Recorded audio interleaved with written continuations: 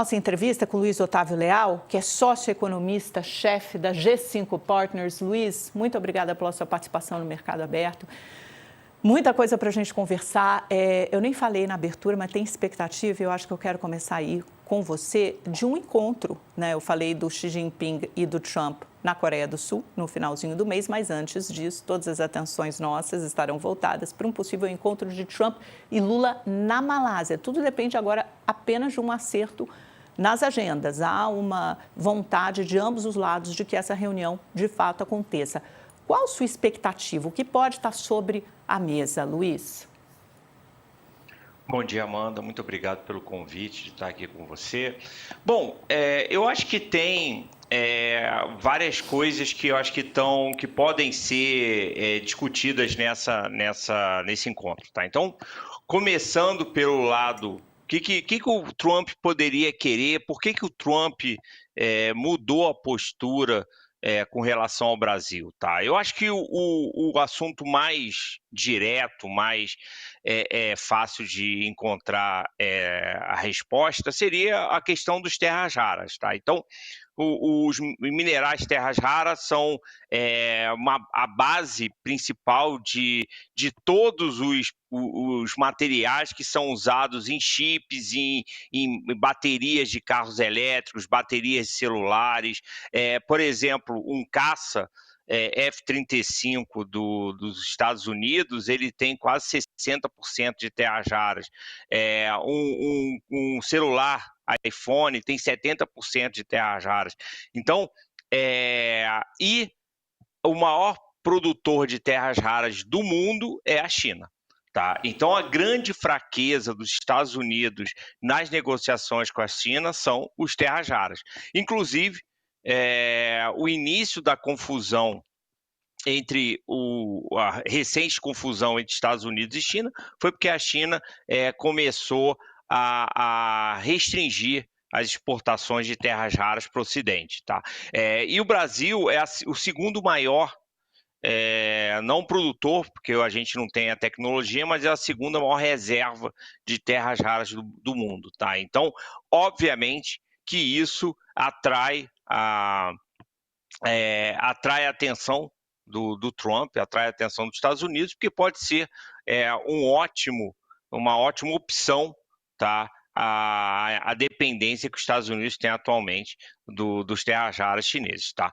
Tem uma segunda questão também que é importante, e o próprio Trump levantou essa questão na conversa com o Lula ao telefone, de que o preço do café nos Estados Unidos está subindo muito, isso está deixando os consumidores americanos insatisfeitos. Então, uma segunda questão seria a questão do café. E a terceira, que eu acho que não é tão óbvia, mas juntando as peças, inclusive com esse aumento do tom do Donald Trump com relação ao Gustavo Petro, o presidente da Colômbia, tá? Eu acho que o Brasil, talvez, o Brasil faz fronteira com a Venezuela, o Brasil talvez, com certeza, é a maior democracia da América do Sul, tem um governo de esquerda que certamente, se aumentar a tensão entre Venezuela e Estados Unidos, pode criticar bastante os Estados Unidos, e eu acho que essa aproximação do Trump com Lula pode ser uma tentativa do presidente americano de neutralizar o presidente brasileiro, ou seja, a partir do momento que você está numa negociação, poderia ter algum tipo de tentativa de fazer com que o Lula não aumentasse o tom contra os Estados Unidos em caso de um recrudescimento das relações entre Estados Unidos e Venezuela. Tá? Então, eu acho que esses são os três principais pontos que podem estar na mesa nessa negociação. Vamos ver o que vai acontecer. De qualquer maneira, é uma situação muito melhor do que a gente tinha antes. Tá? Então, até um mês atrás, um mês e meio atrás, a gente não tinha nenhuma expectativa de negociação. Ou seja, como eu digo para minha filha, o não você já tem, ou seja, o não a gente já tem. Então, qualquer coisa que vier pode ser lucro. É aquela coisa, né? O ótimo é inimigo do bom. Antes a gente não tinha nada, agora a gente tem uma perspectiva de um encontro entre os dois. E você acha que isso pode redundar em aumento da lista de exceções? Você citou o café, por exemplo, e o Trump teria falado sobre isso naquele telefonema primeiro com o Lula, e dito, o preço do café aumentou aqui, está fazendo diferença na mesa do café da manhã do americano. Pode estar em aumentar essa lista de exceções para aqueles produtos que não pagam 50%. Por exemplo, café e carne ainda estão nessa lista, de repente poderiam migrar para a lista de exceções? Ou você acha que já tem uma chance de voltar atrás nessa sobretaxa, nessa sobretarifa efetivamente de 40% para todos os produtos brasileiros? Amanda, eu acho que está muito mais para você ter um aumento da lista de exceções, tá? Do que a gente ter uma reversão total das tarifas, tá? Uma coisa importante, Amanda, que inclusive eu acho que o Brasil pode jogar com isso, tá? Eu acho que o tempo está a favor do Brasil, que é o seguinte: a partir do dia 5 de novembro, a Suprema Corte americana ela vai começar a julgar se o Trump poderia usar o instrumento que ele usou, que é o de emergência econômica, para aumentar as tarifas, não só contra o Brasil, mas contra o resto do mundo. Tá? Então, ele fez a utilização dessa emergência econômica, que não passa pelo Congresso, tá? Para aumentar as tarifas. E no dia 5 de novembro, a Suprema Corte vai começar a decidir se ele teria essa possibilidade ou não. Tá? Ou seja, a gente pode ter, num prazo não muito longo, a gente pode ter, inclusive, que essas tarifas que foram feitas contra o Brasil são ilegais. Tá? E o Trump vai ter que arrumar outro jeito de aumentar suas tarifas. Então, eu acho que o Brasil, eu acho que ele está numa posição, eu acho que diria até confortável. Tá? O tempo está a favor dele. Se a gente já está quase na parte final de outubro. Tá? Então, eu acho que jogar com esse tempo também pode ser uma estratégia bastante positiva, mas a minha expectativa inicial é que ele vá só aumentar o número de produtos, principalmente produtos agrícolas, tá? Que foram sobretaxados lá no início de agosto. Muito bem lembrado sobre esse julgamento da Suprema Corte. Se bem que até agora a Suprema Corte não impôs nenhuma grande derrota para o Donald Trump, né? Seria a primeira. E ele está super de olho nessa votação, indicou tem uma maioria de juízes conservadores. Me surpreenderia muito se eles derrubassem a principal justificativa para o Trump impor essas tarifas unilateralmente, sem passar pelo Congresso, né? Inclusive está ligado aos protestos que houve nesse fim de semana nos Estados Unidos, esse recrudescimento autoritário de medidas autocráticas do Donald Trump. Agora, Luiz, voltando a nossa atenção um pouquinho para nosso fronte interno, aqui, nossas questões domésticas e fiscais. LDO, eu estou até conversando com o pessoal aqui, está difícil de passar essa semana. Estava previsto para essa semana, mas tem o calendário de pagamento de emendas parlamentares que trava as negociações, tem a substituição da MP de taxação de impostos. Como é que você está olhando para toda essa barafunda aí orçamentária? O que mais te preocupa? Tem a decisão do TCU também que diz, olha, Planalto, Executivo, Poder Executivo, vocês têm que cumprir o centro da meta, não dá para mirar sempre na parte inferior da meta, porque tem aquele intervalo, você suporta ou um aumento de 0,25, né, ou uma queda de 0,25, isso tudo é considerado cumprir a meta. Aí, quando o Executivo expõe lá o orçamento, sempre mira a banda inferior da meta. O TCU está dizendo isso, o Executivo tenta ganhar tempo. Como é que você está entendendo aí todas essas questões e os efeitos que podem ter?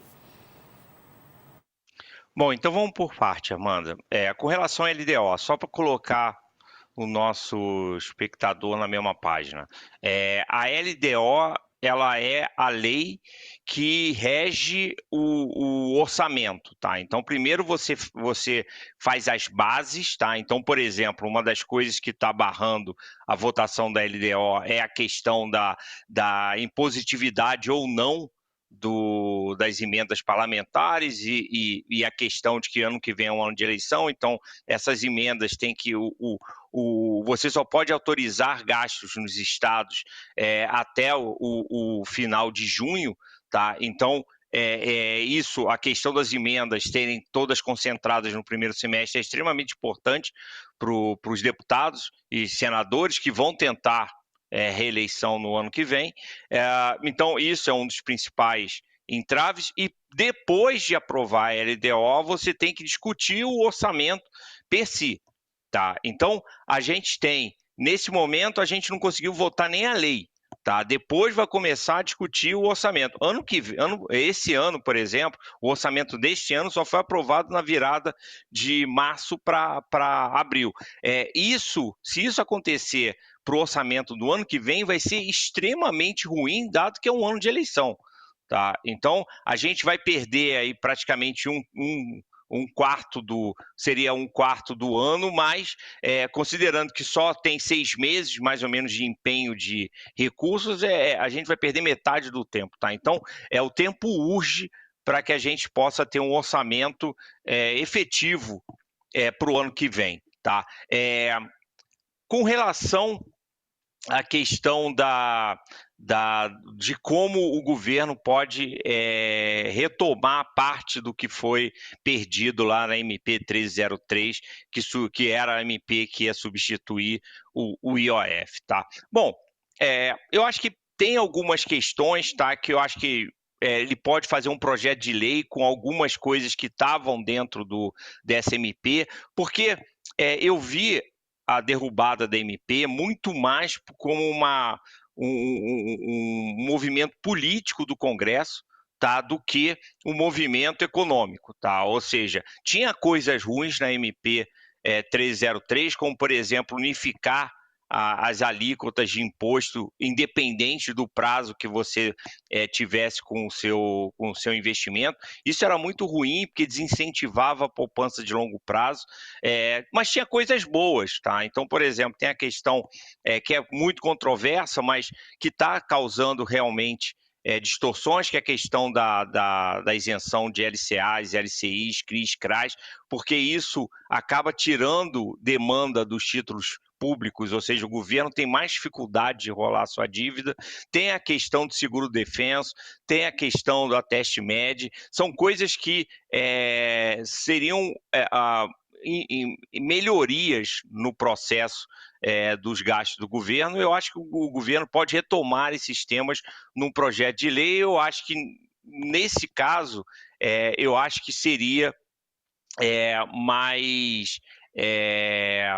eu acho que seria mais fácil passar numa situação dessas, tá? Então, primeira coisa, eu acho que ele tem como conseguir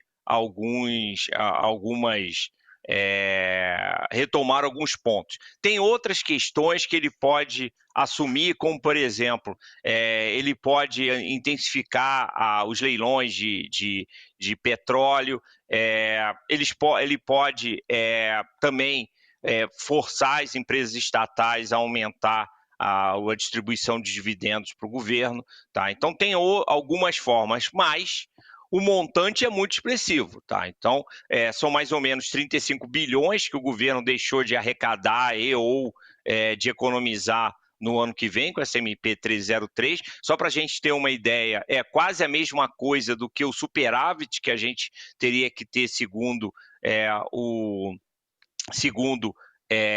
o arcabouço fiscal, a lei do arcabouço fiscal. Ano que vem tem que ser um superávit de 0,25, e isso dá mais ou menos 35 bi em termos de dinheiro.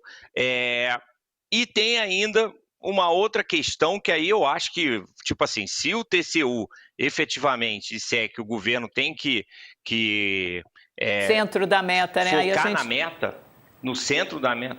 Aí vai ser um problemão, né? Luiz, eu vou ter que te interromper porque a gente tem 30 segundos para acabar o programa. Deixa eu só colocar o boletim Focus aqui na agulha e aí uma frase sua para comentar. Olha só, IPCA continua caindo, a expectativa, né, para até o fim de 2025 caiu de 4,72 para 4,70, o resto praticamente igual, né? PIB 2,16 para 2,17. Deixa eu só ver, olha, a IPCA também caiu de 4,28 para 4,27, só para 2027, se a gente tiver fácil aí, que é o horizonte relevante, é para lá que o Banco Central está olhando. Boa notícia, caiu. Tinha se mantido estável em 3,90 na semana passada, mas agora caiu a percepção de inflação para 3,83%, o centro da meta é 3,5%. Uma frasezinha sua sobre isso, Otávio, o que você, quando você olha, o que você extrai aí do Boletim Focus? Eu acho que é uma boa notícia para o Banco Central. Eu acho que mostra que o discurso de conservador e a própria postura de manter os juros altos durante esse tempo tá tendo os seus efeitos, tá? Eu acho que é a última, digamos que é a última fronteira, tá, para o Banco Central começar a ficar mais otimista e fazer um discurso mais otimista com relação à redução de juros.